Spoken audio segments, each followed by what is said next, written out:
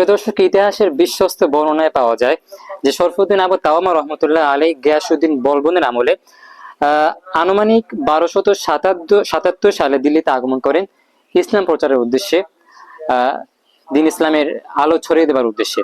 কিন্তু একটি পর্যায়ে তার জনপ্রিয়তা এমন পর্যায়ে উপনীত হয় যে দিল্লির জনগণ সুলতান গিয়াসউদ্দিন বলবন শাহের থেকে শরফুদ্দিন আবু তাওয়ামাকে বেশিরভাগ গ্রহণ করে নেয়। তার সান্নিধ্যে ছুটে যাওয়ার জন্য মানুষ আকুল হয়ে পড়ে। এই ঘটনার ফলে তার জনপ্রিয়তার ঘাটতি দেখার পরে তাকে মূলত আবেদন করে তাকে সম্মানের সহিত বাংলাদেশে প্রেরণ করেন। বাংলাদেশে ইসলাম প্রচারের উদ্দেশ্যে মূলত তিনি এই সোনারগাঁও এসেছিলেন। এবং তিনি আসার পরে এখানেও তিনি একটি জনসমাগম তৈরি করেছিলেন।